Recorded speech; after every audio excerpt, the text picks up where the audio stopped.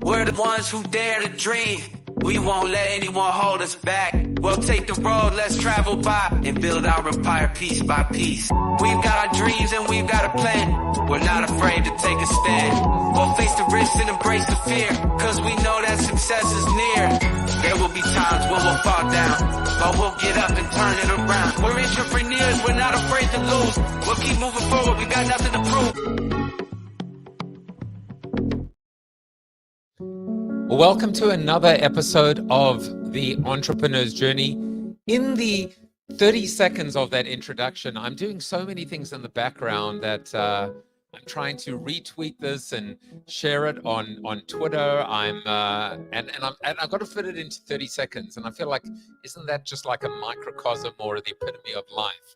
Trying to cram too much into too short a time and just eventually that's why I play the peaceful music, because there's just always all these noises in our heads as entrepreneurs, as visionaries. For me, it's a bunch of personalities all competing with each other. So the noises, the voices in my head, there are different personalities. I don't know, personas or something like that. I always try and start off with a quote. And I'm gonna have to ask Coach Bob when he comes on the show, if you start quoting yourself, are you just a narcissist or an entrepreneur or both? I don't know, but this is the quote that I wanted to share with you today. Take out the trash. Start with your head. And head trash. It's imposter syndrome, doubt, self-doubt, all of these things, this limiting mindset, scarcity mindset, we all suffer from it. We all deal with it. How do we find peace? How do we find clarity? How do we find a spiritual plane, a spiritual path where we can pursue our authentic self, where we can be able to achieve our dreams, where we can help ourselves, help one another? Look, I'm not the expert here. My guest today is. But if you want to be get into a good routine, a good habit, taking out the trash, emptying out all of that baggage, the place to start is no doubt with your head. And if you are a small or medium business, one of the things you might want to do is create a why statement. This is my why statement. As a teacher, facilitator, and coach, I help high aspiring entrepreneurs, owners, and their leadership teams get unstuck, return to growth, and become forever changed. See, one of the things that's so interesting to me is that ultimately you can be moving and still be stuck. You can be, that little duck or that, in the water, just pedaling your legs like crazy and standing still. You can be moving, but moving in an aimless path and actually not going anywhere. You might find that you actually end up in the same place. So getting unstuck is both a physical and a mental or spiritual act or task, emotional, many different things. And then growing up, growing out, growing in terms of prioritization. And ultimately, I believe what we're all pursuing is transformation to become forever changed. Now, many of you know that I am a coach and implementer with EOS. My guest is a former implementer. He's forgotten what I may never learn. Maybe you can teach me a few tricks along the way. But if you want to figure out where you are and where you stack up, you can take the organizational checkup using the QR code on your left. And on the right, you can actually download and scan the very first chapter in the book, Traction, written by Gino Wickman. But it's now time to bring on my guest, Coach Bob. And a little bit of background on Coach Bob. Bob Shenefelt is author, coach, and former EOS implementer, dedicated to fostering success rooted in peace, joy, and freedom. I feel at peace already. He leads the Visionary Forum and Summit, an innovative community offering coaching, retreats, and events to purpose-driven individuals seeking to live life beyond the vine. You got to let go of the vine and then move on, I guess, from the vine. Bob excels in strategic systems that help identify and achieve what matters most, sharing his wisdom to enhance business, culture, and individual fulfillment. He lives in Michigan with his wife, Cheryl. their dog Brady, his daughter Grace, graduating from University of Michigan to be an elementary teacher, and Nick is playing baseball in Princeton this fall. That is impacting him and the choices he makes in life. Let's bring him on to talk about it. Coach Bob, welcome to the show. Hey, thank you, Joseph. Good to be here. So immediately I have to ask you this question. You talk about living life beyond the vine. And of course, one of the stories we often talk about and tell is letting go of the vine. The poor individual who falls off a cliff. He's falling down the cliff. He catches onto a vine. He's got nowhere to go, 100 feet up, 100 feet down. And he calls up in a fit of inspiration or spiritual, awakening, enlightenment, if you will. And he says, is anyone up there? And a voice bellows down, do you believe? And he says, I guess I've got no other alternative. He says, I believe. And the voice says, then let go of the vine. And he looks up and he goes, is anyone else up there? You know the story, but let's be lateral. Let's put on our creative hats right now. Is there another ending to the story? What actually happened to the man? Do we know what happens to the man? Yeah, I think we created where each of us as visionaries have been there before. And I know you talk about the hero's journey and that call to adventure, we're going to be there again, probably. And so what I found after working with hundreds of visionaries over the years, coaching them, taking them on retreats, being an EOS implementer for them, leading the Visionary Forum, is a lot of visionaries have a hard time letting go of the vine unless they know what life beyond the vine is. So for 5, 10, 20, 30 years, I've been doing 30 things and 30 roles, and it's hard. And so it's been ingrained that I still have to do it. And so, but if I let go of the vine, then what's next? And I've lived that. In my first business, I took a 2-month sabbatical, and I was going through a relationship crisis, going through a divorce. And so I looked at my team and I said, I need to get away for a couple months. And I was all nervous. And they're like, we got you, dude. You've been taking care of us for 8 years. It's time for us to take care of you. So when I got my spirit and my health and my head together and came back and said, okay, I'm back. And they said, well, that's great, but we don't want you doing all the stuff that you did before. So it was kind of a forced letting go of the vine. But then I'm like, what do I do now? And so what I've realized is that as we teach in EOS, what's your why, what, and how? So your purpose, cause, and passion, your niche, and your 3 uniques. What is your why, what, and how in your life? And that's what I'm working on, is not the visionary seat, but the visionary, the person, the spirit. So it's, if I don't know my why, what, and how, and what beyond being a visionary in my business is, I may not want to let go of the vine. So we call that living life beyond the vine, which is kind of scary, but also a huge opportunity, and gets rid of a lot of the guilt that if I let go, I'm adding value to the rest of my life and the rest of my world, and probably even more value to my business when I let go of the vine than holding on too tight and being the bottleneck. So what is beyond the vine? It's like life after death. Is it peace? Is it peace of mind? So you asked, what is your why? My why is to create and experience peace, create and experience joy, create and experience freedom. So I've created a lot of those, but I'm not always experiencing them. So my why is to create and experience that for myself and everyone around me. So it's becoming, and again, you mentioned enlightenment. And so it is, what is greater than a lot of visionaries? It's like, okay, so who are you? It's like, I'm a visionary in my business and I spend, 80 hours a week there. Now with EOS and things like that, we may have more time, but what do we do with it? So life beyond the vine isn't just being a visionary in the seat, like I said, it's being a visionary in life, which, as I've said, and I know other people have mentioned it, is we are the cause of and cure of all of life's problems as a visionary. So in our business, we create a lot and then we solve it. In our lives, we create a lot of issues and solve it. So it's okay. So what for me helps me to have peace, joy, and freedom, and that changes. So for the last 25 years, I've been focused on coaching and creating content for my business and my book, but mainly raising our kids. And so as you mentioned in my intro, my daughter is actually getting married and graduating soon. My son is leaving to go 10 hours away. And so that's all amazing, but we're kind of like, what's next? The good news is I want to be with my wife. The good news is I have material that I love to be a part of and help visionaries kind of on their path. So visionaries that have been running on EOS for at least a couple of years or a system like that, and then I help them with them, and I help them with the health of the business. And so that is, to me, life is beyond the vine is getting our head above water and starting to experience what brings me peace, what brings me joy, and what brings me freedom. Well, what I picked up from what you said there, which really resonated with me, is first of all, you mentioned, I guess, three words. You mentioned joy, you mentioned peace, and you mentioned freedom.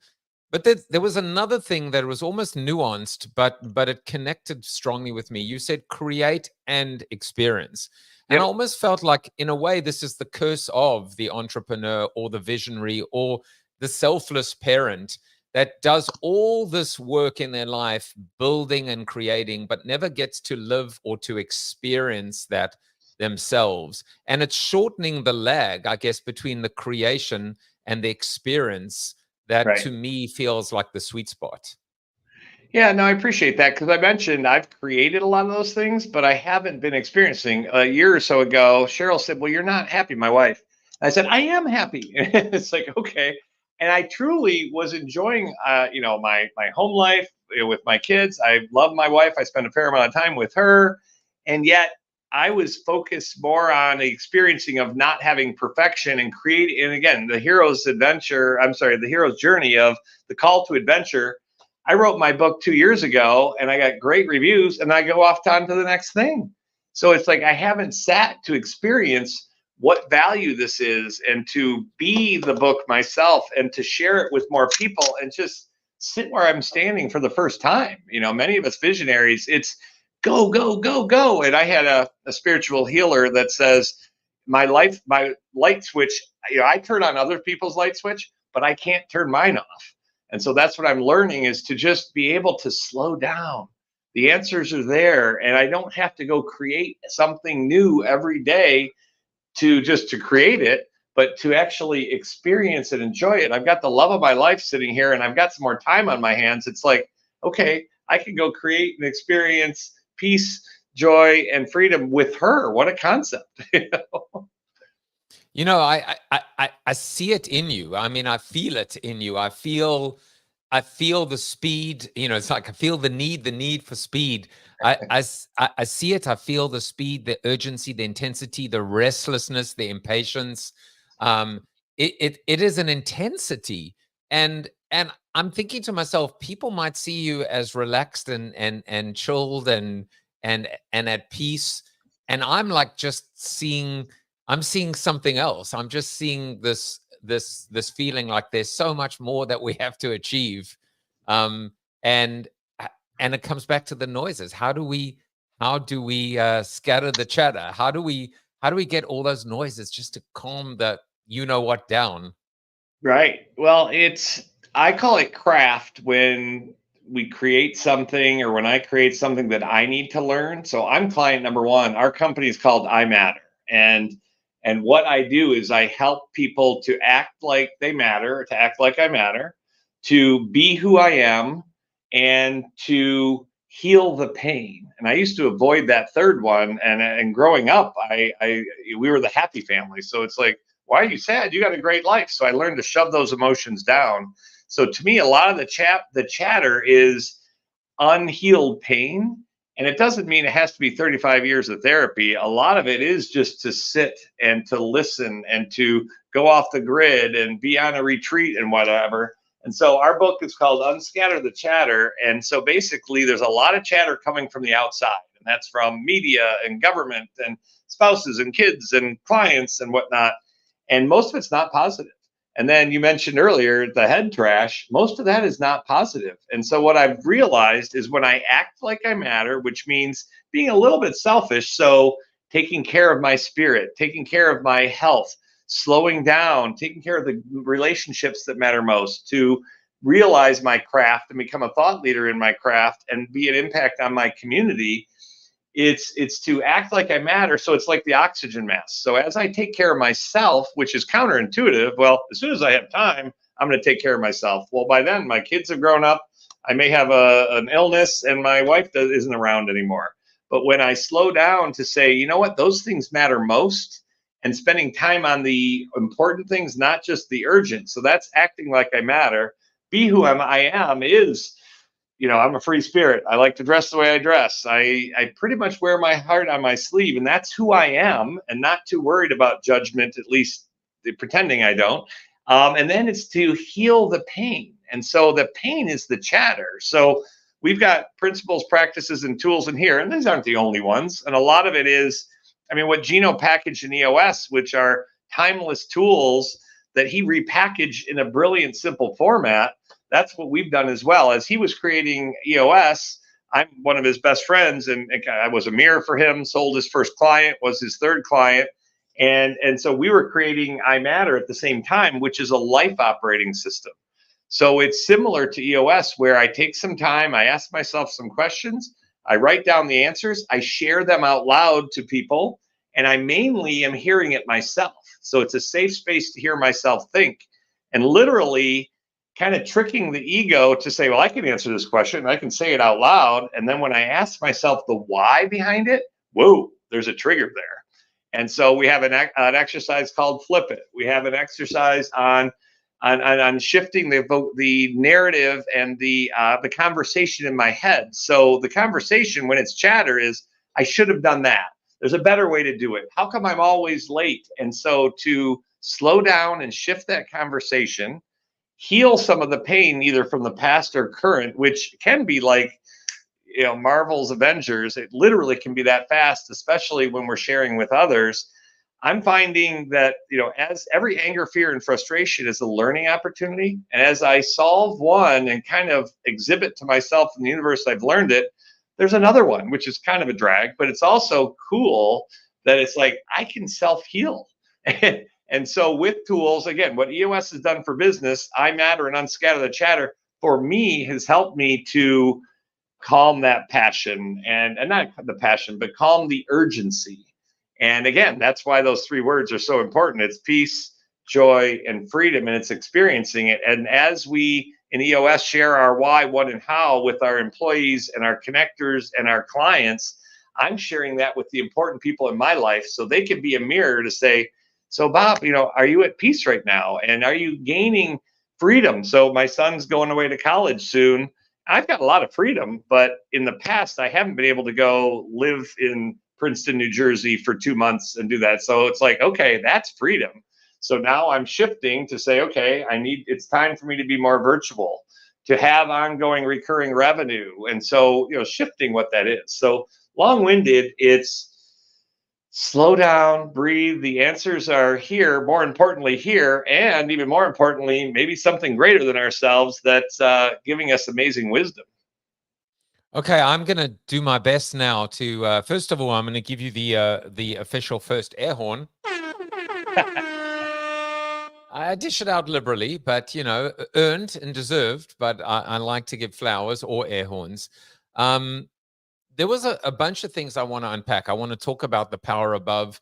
I want to talk about client number one, but you spoke about Marvel, and I think there was a little bit of simpatico, because what I've done is I like to play with AI, and this is episode, I guess, number 13, and round about episode number 9, I was like, well, if this is the hero's journey and the entrepreneur's journey, and we're all heroes of our own journey, we're all superheroes. We have superpowers. We're all superheroes. So here was my brief, is you are a superhero called the Enlightened One. And this is what you look like. What do you think about that? There's a glowing orb. I'm not sure if you're Iron Man. It seems like it's kind of like a pendant of some sort.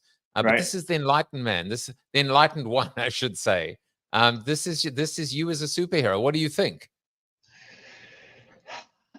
It's interesting. Again, I've related to, again, so many of the movies and the stories that have been written based on the hero's journey with Joseph Campbell. And it's like, I could be that hero. And yet again, and I know you teach this as well, that I don't need to be the hero to anyone other than just to be happy with myself and to be one with the infinite intelligence, with God, whatever it might be. And so just to slow down and say, I don't have to prove myself to anyone.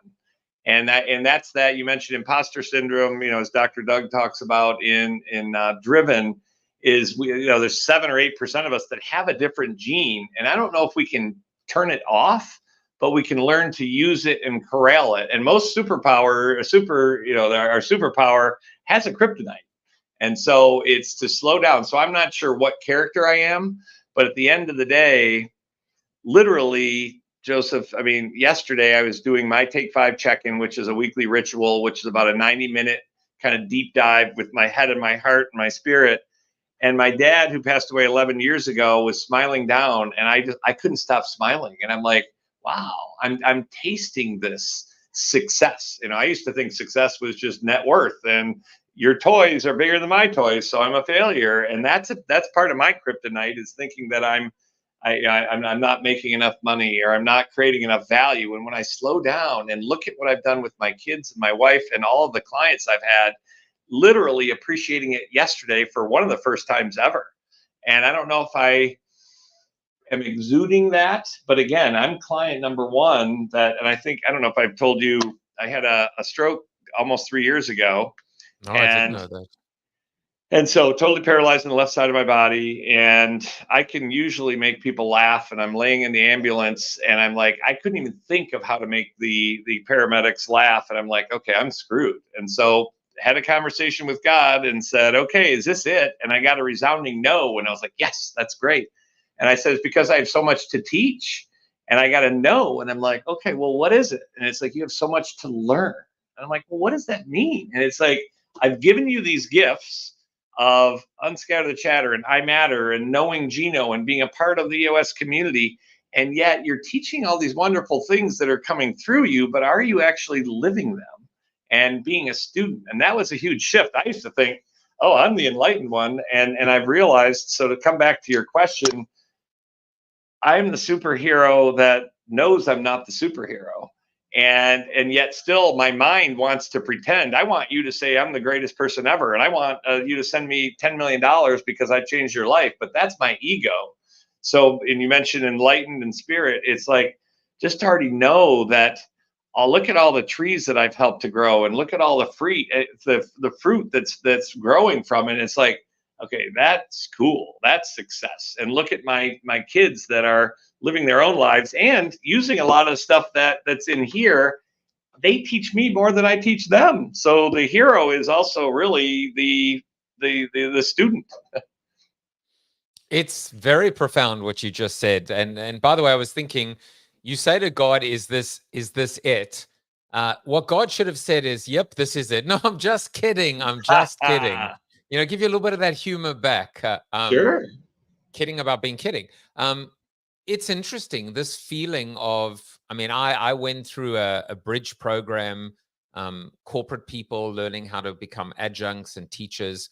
And I remember one thing from this whole 5-day program: the best students are teachers and the best teachers are students. That's the thing that stuck.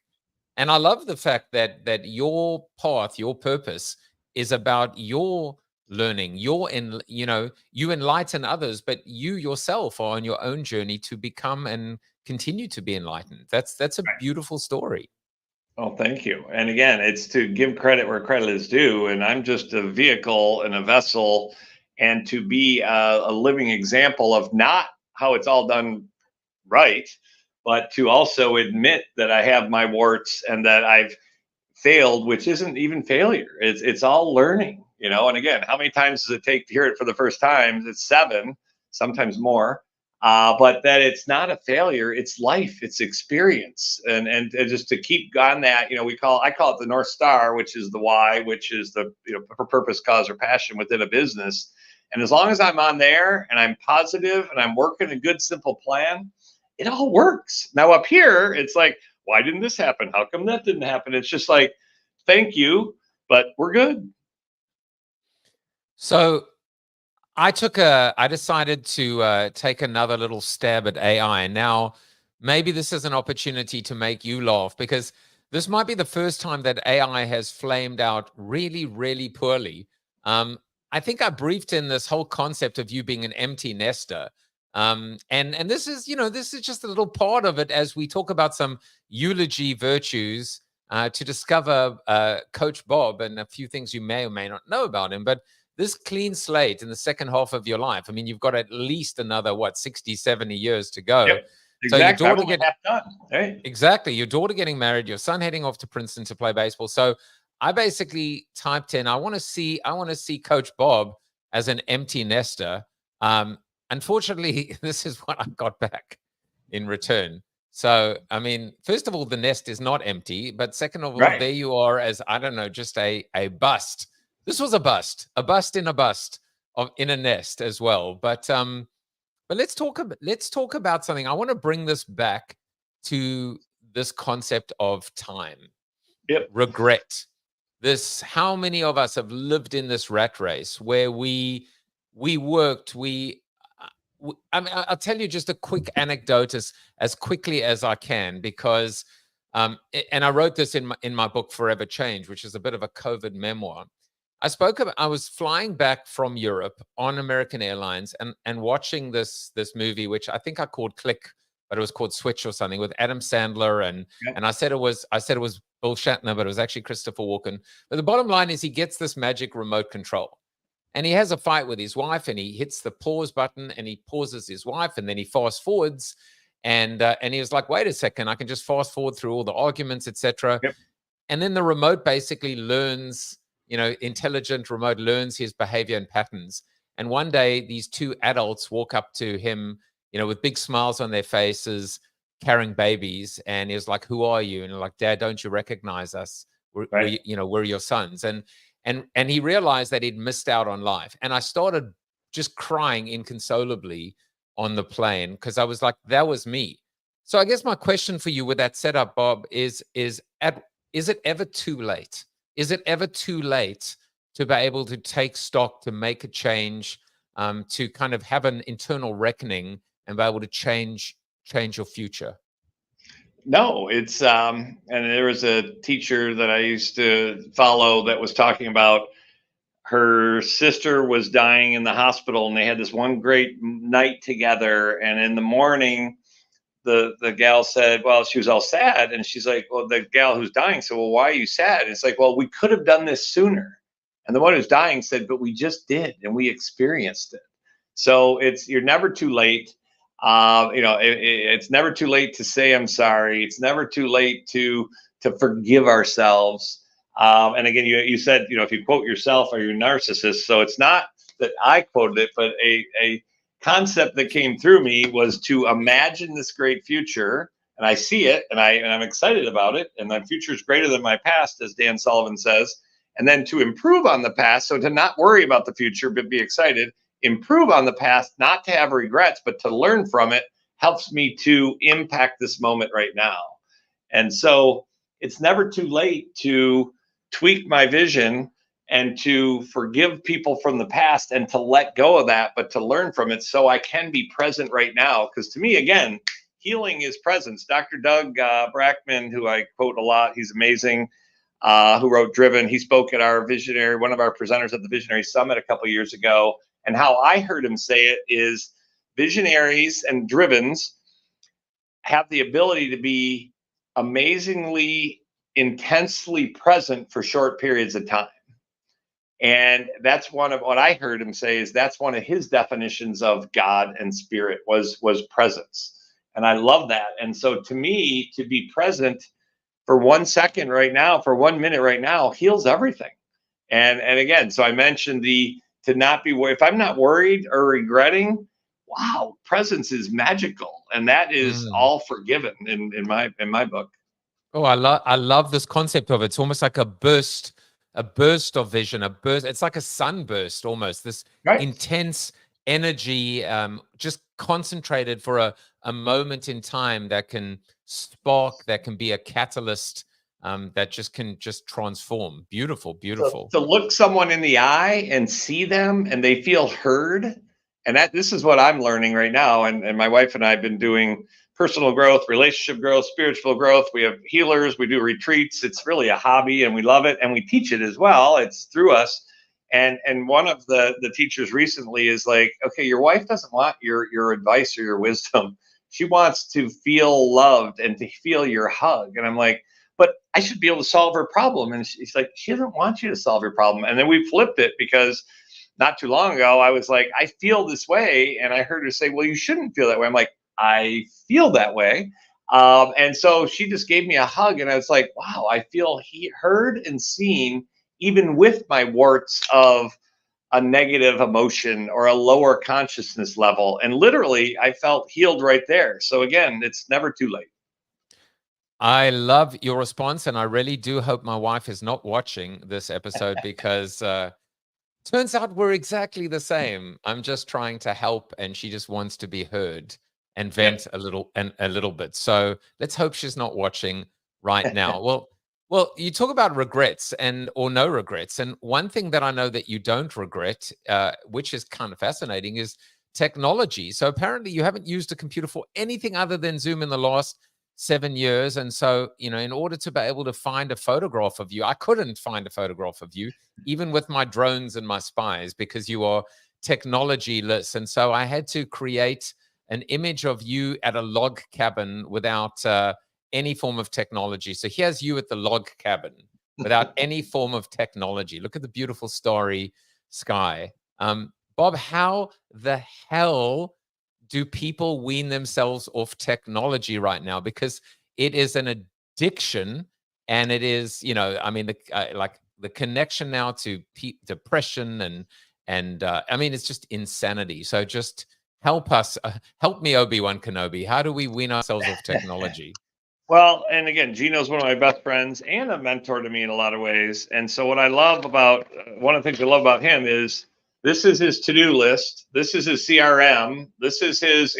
So when he was living his life that way, and then running his business that way, like, okay, this is one of the reasons I wanted to become an EOS implementer. Is like, I love the whiteboard. I love the colors and markers.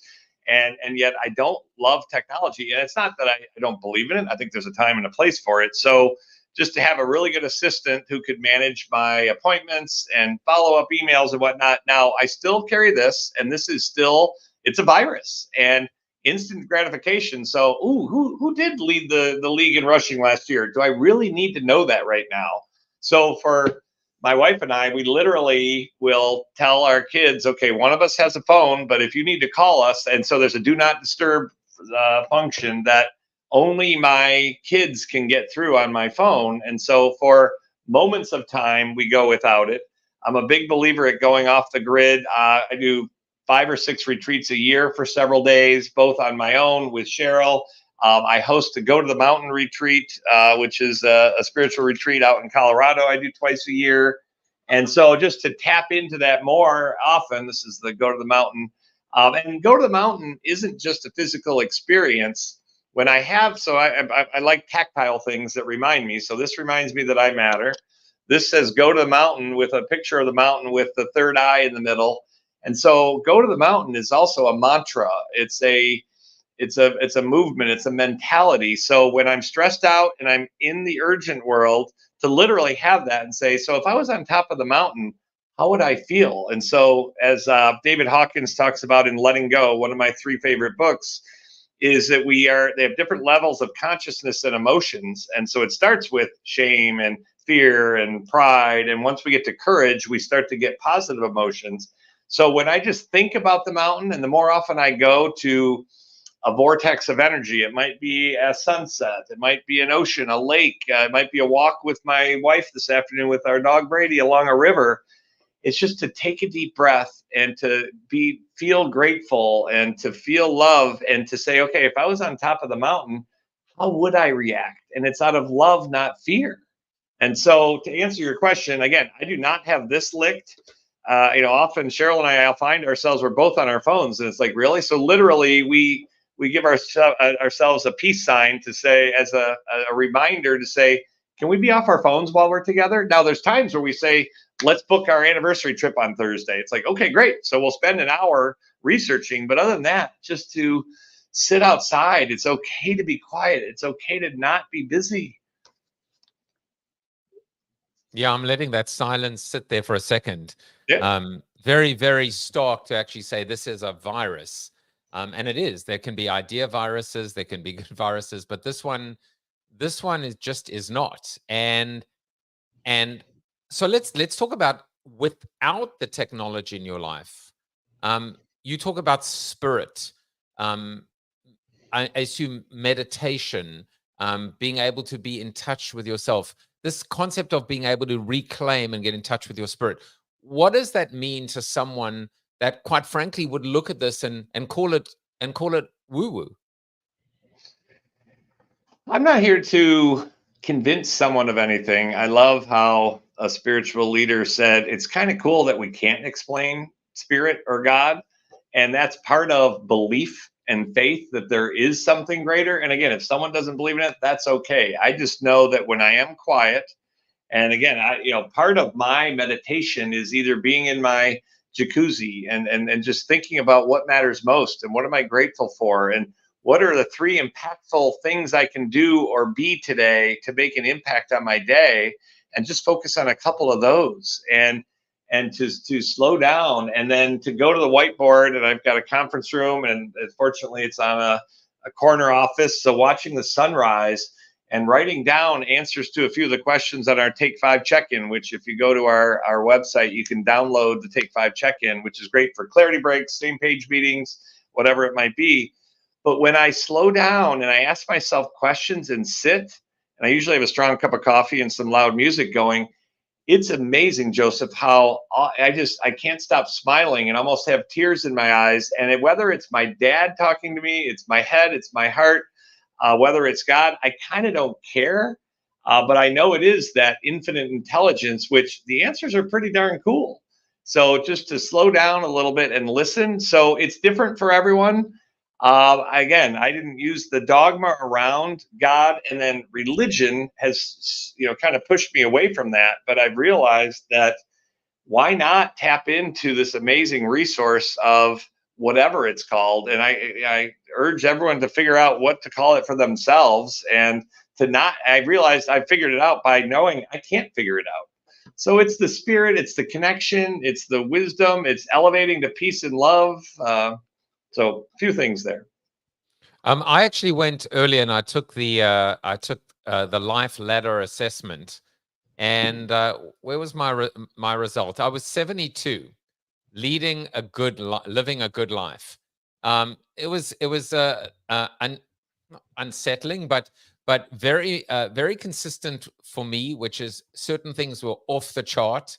1 through 5, I would have put a 10 or a 20, like Right. doing what I love, working with people I love, and other things still just unfulfilling, unsettling, impatient for me. And so I want to, what am I capable of achieving? What is anyone capable of achieving? Is everyone capable of getting that to 100? I think close to 100, and it's going to vary. Just because I hit 95 last Wednesday doesn't mean I'm going to be at a 40 in 3 months. And so, again, things change, I change. Life isn't just all about the good stuff, like you said for the movie Click, I think it was called. The juiciness and the lessons are usually in the pain and the anger, fear, and frustration. So I don't look forward to it, but I'm like, oh, I must be onto something juicy. If I thought I had this all figured out and it crashed, to say, okay, something even greater is going to come in. So that's that faith, that's that spirit. And so, the life ladder assessment, it just shows me where I'm at, where I'm focused on either spirit, health, relationships, craft, or community. And so for now, I am focused on my craft as I'm reinventing my coaching model, as I've stepped away from being an EOS implementer. I love EOS, but just to not be focused on just that. And it's on my relationship with my wife. It's on my health. I haven't been very active the last several years. And so those things matter most. So as I took the test recently, I was at a 65. And here, I'm this enlightened one. And so to say, you know what? I'm going to focus on my health and my craft and my wife. And so, and as I do that, and for my wife to say, wow, I feel heard for the first time in a while. And we're taking a day off and going to the site of the barn where my daughter's going to get married in a month and a half. And to do a couple things she asked me to do. And then just to give her, I've been giving her audios more recently after I do my meditation, and sending her audios of gratitude. And here's what I see in this higher spirit and this elevation of consciousness. And she's like, wow, you're kind of helping me see God through you. And I'm like, wow, well, that's helping me see God through you. And so it's a constant lesson. It's a constant adventure.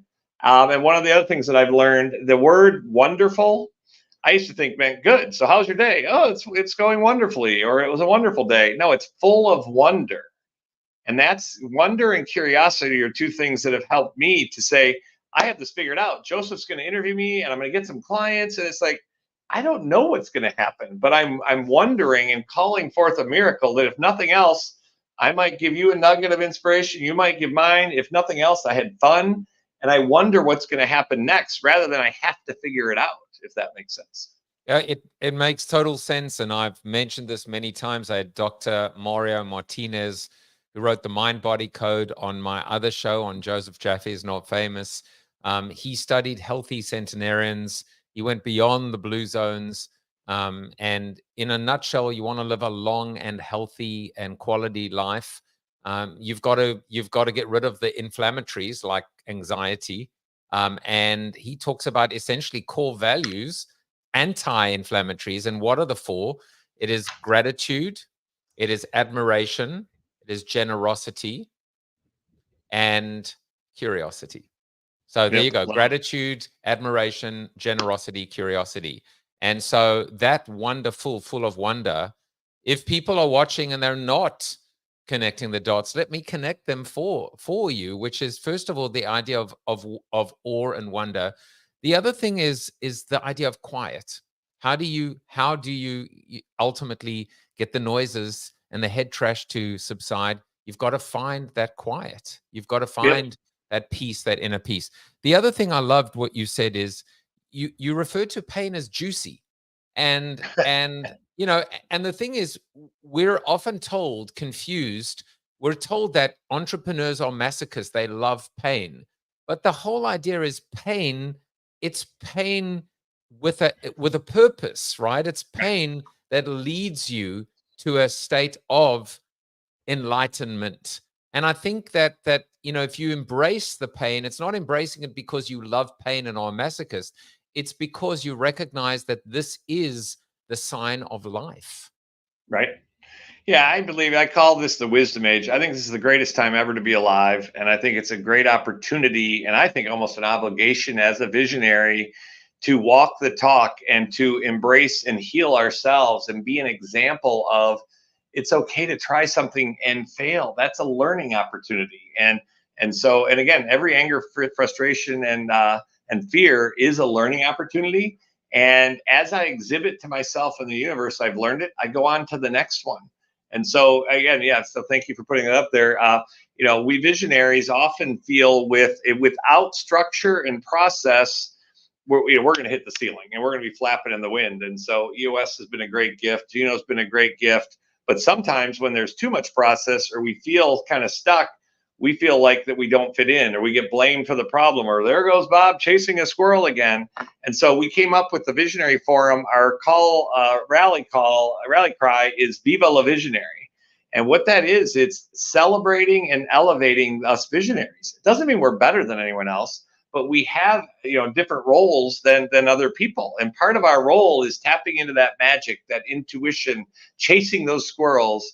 But having enough structure, again, it's having enough structure to make sure we knock out the most important things this quarter, and that we don't do end runs and mess up people. But if we are totally removed, we're not worthwhile. If we're too removed, we're the bottleneck. So it's the and the art and the science of being available and being an inspiration and helping people when they need it, but then also not getting in the way. And so Viva la Visionary, and we talk about within the Visionary Forum, it's visionaries unleashing visionaries.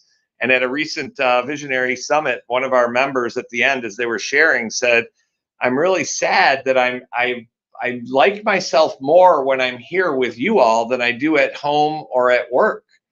And I'm like, oh my gosh, I so get it. And thank you for being open and honest. And why do you think that is? And he's like, well, there aren't expectations of me here. And it's not even that others put expectations on us. We put expectations on ourselves. And he's like, here, I'm with my peers and we can be ourselves. And I'm like, hey, you know what? You can be yourself at your work. You can be yourself at home. And by the way, your employees want you and your family wants you. They don't want this perceived person that has to be the hero because we hide in plain sight. People know we're not the hero necessarily. Well, because speaking as a visionary myself, we are so unbelievably flawed. We are often debilitated by our own flaws and by our insecurities and inadequacies. There is a word that you didn't mention, but I want to kind of add it to this idea of expectations, because this is community. This is visionaries hanging out with visionaries. And the word is acceptance, is that when we are with our own kind, we are accepted or we feel accepted, but that self-love, that self-acceptance is what we have to take back to our families and to our companies and our leadership teams. Yep, agreed. Appreciate that. And that's where, and I appreciate what you're doing for the community, and that's what the Visionary Forum is about, and the Visionary Summit, that it's purpose-driven visionaries who are ready for and want to live life beyond the vine. And that's to make a big difference in the world. And we don't have to be the hero, but we love the magic and the creativity. And so, a lot of times when I bring up an idea, my team or my family's like, well, no, that doesn't make sense. And the rest of us are like, the visionary, it's like, all right, what do you got? And then obviously we need to have a breath of reality and have a VTO and a plan to see if it makes sense. But to have peer groups that we do feel accepted and that we belong is huge. And then to realize I don't need someone else's acceptance. Like you said, it's self-acceptance, and God accepts me. My dad who passed away accepts me. I'm learning to accept myself. And then people want to be around me more. Well, we actually have a little bit of a highlight reel from the Visionary Forum. Let's hear from a few visionaries and take a couple of minutes just to appreciate this beautiful community. What makes a great visionary? A visionary's unique giftedness is to be able to picture a future that's better than our past and help us create a path to get there. As a visionary, you're always challenging the norms and asking questions. And we are laser focused to almost a fault. We have a tendency to wear people out. I didn't want to be a visionary. There is a sacrifice to self that has to happen for a visionary to really be great. I'm a great visionary, but I'm a great visionary when I can boil my thoughts down and not just think out loud. I've probably failed at more things than most people will attempt. If they're not rejecting my ideas, that means they're probably not good enough. Improvement in my career has been through my failures and not my successes. You have to take risks in order to move the company forward. To go through these challenges and build something that they believe in, that you believe in. Those things that help us change the human condition for good. It wasn't until recently that I joined the Visionary Forum where it really started to click for me. I felt like I could be who I was born to be. Visionaries are just a collective group of people who run this world. You have to challenge the norm. You have to be okay publicly to state your opinions. Give yourself permission and take the risk to grow as a visionary and not just accept the role as a visionary. Do you dare to be a visionary? Do you dare to have the courage to experience peace, feel the joy, to be free? It's the greatest time ever to be alive, and what a great time to be a visionary. Come join us.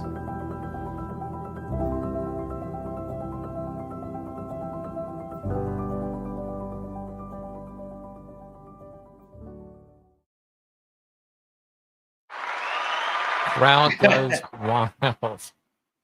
I love that point about, I felt very, it was very emotional for me watching that.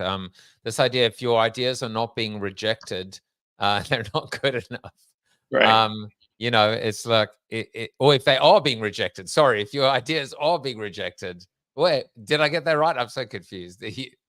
If your ideas aren't being rejected, they're not good enough. Right. Because if they say, "Oh, that makes sense," it's like, okay, I got to go bigger, right? It took me a while to get there, but I love it, and it almost seems like this is what we sign up for as visionaries. We sign up for the path, for the battle. It's like someone who runs an extreme ultra marathon when they could probably just take a nice stroll around the block. And that's not pain. That's just level of like, this is what we signed up for. This is getting to the top of the mountain. It's not a flat mountain. It's a steep, well, it can be. Right. Well, I think you make a good point. I don't think many of us, like the one gal, Dr. Karen, said, she didn't want to be a visionary. She just is one. And so she didn't sign up for it. She just was following who she was. And so through the forum and through Summit, and I've coached her, she's stepped into her greatness and remembered her greatness. And now she's signed up for being a visionary in life, but also with boundaries and guardrails and around what matters most, and being open and honest to people, letting go of the vine, living life beyond the vine. Indeed, I'm just putting a bunch of ways that people can find out a little bit more about how to get in contact with you and to embark on this journey. I feel this is very cathartic, and yet I'm sure some people are still paralyzed or debilitated. But there's that beautiful saying, which is, every journey, speaking about a hero's journey or an entrepreneur's journey, every journey begins with a first step. Yep. What's the first Go ahead. Sorry. No, I was going to ask you is, what is the first step that someone can take that is stuck or that is feeling held back? Enlightened Visionary Journey, after working with hundreds of visionaries over the last 30 years, it starts with a business operating system. And so I've wrestled with that. Like, how can I be a great leader if I don't know who I am? But if I'm an entrepreneur, especially a visionary who started a business and stressed about cash and payroll and happy clients. And so if someone owns a business and they don't have a business operating system, I don't want to work with them and I don't know how to help them. So that to me is step number one. Then it's choose a life operating system. What works for you? And as Gino says, there's hundreds of business operating systems. There's millions or thousands of life operating systems. Join a relevant peer group and get engaged. And there's many of them. We have the Visionary Forum to do the work, to do the healing, to do retreats. And we have the Visionary Summit in the Mountain. And again, there's many others. Be coached and mentored. So whether it be an implementer or a business health coach or a visionary coach, whatever it may be, then to become a thought leader. And so often that's writing a book or saying, what do I want to be remembered by? And it might be in your industry, or it might be a lesson that one is learning. Then most of us become coaches and mentors, maybe not to be paid for it, but that we're here to teach what we're learning. So that to me is the enlightened visionary journey that I've realized and I'm on, and leading other people through. But the first step to me is pick a business operating system. And then this is again where people start to go, well, wait a minute, now what do I do? Okay, well, now look at your life. That's life beyond the vine. And who do you want to be? How do you want to be remembered? And go be it and live it today. Live your legacy now. I feel that when all is said and done, we are in a time, you call it, what do you call it? The age? Wisdom age. The wisdom age. Agricultural, industrial, technology, and we've hit the ceiling of complexity as a society. And that to me is we're breaking through, which there's anger, fear, and frustration as we're breaking through. But what it is, it's about wisdom. Not that everyone is acting it now, but now we are connecting. It's spirits connecting with spirits, humans connecting with humans. And the people on the power side, on the other side, this is a whole nother topic, but are trying to divide us and separate us. And so what it is, it's the enemy of great is good, as Jim Collins said. And so we had it pretty good. It sucked for a while because, especially here in Michigan, we got locked down. And now people are like, no, it is about love and connection and support. EOS helps to do that within business. iMatter and other things do that in life. But at the end of the day, that's how we elevate and break through the ceiling of complexity. And it's me sharing my wisdom and with you and vice versa. And without judgment, we're elevating our wisdom. It seems that if we were to kind of bring this full circle, one of the 6 components within EOS is people. And as the old joke goes, you have people. You have people in your business? Yes, we have people in our business. Great. Right. You have issues. But we're living in a time where we are being automated, where we are with AI, with this ability to take the humanity out of the system. And I think what you are advocating for, either directly or indirectly, explicitly or implicitly, is the ability for us to connect with one another, to communicate, to collaborate. And the age of wisdom, one must hope for, and I guess it's a question, will be immune to the virus of technology and AI, or Right. not. Yeah, no, I appreciate that. And I know we're wrapping up here in a second. And that's where I've mastered EOS. Not that I mastered it in my life necessarily, but mastered teaching it and helped many companies to do that. And that's really the smart side of the business. And it opens up opportunity for health. And so that's where I'm morphing into a business health coach. And so I'm not implementing a system, but I'm a good coach around business and a great mirror and a mentor and can speak from experience for myself and many others. There's business health, which is the communication and the people and trust and growing great relationships. And then it's the health of the individual. So my target market is now someone who's implemented EOS successfully. They probably have graduated, and they might need someone to kind of keep them in line here and there on the business side. But then it's the business health and those relationships and the trust. And then again, I've got people coming to me to say, you know what, we have people that love this work and they're stressed out. So that's where we're then incorporating business health and health. So what matters most to you as an employee on a leadership team? How could we spend so much time together? What a great opportunity to learn and support each other, not only to be successful in work, but to be successful in life. So that's what I've morphed into as someone has done the business operating system, and it's working. So how do we go to the next level? And it's not for everyone, but if someone wants to go to that next level where there is culture success, there is relationship success, there's happy employees and productive, now we're talking. I sometimes joke because self-deprecation is one of my traits, that as a reformed consultant, or maybe a chronic one, that I still, to be a part of the Secret Consultants Guild, we still have to come up with a certain number of 2x2 matrices or acronyms every year. So Right. You've created the perfect 2x2 matrix, Coach Bob.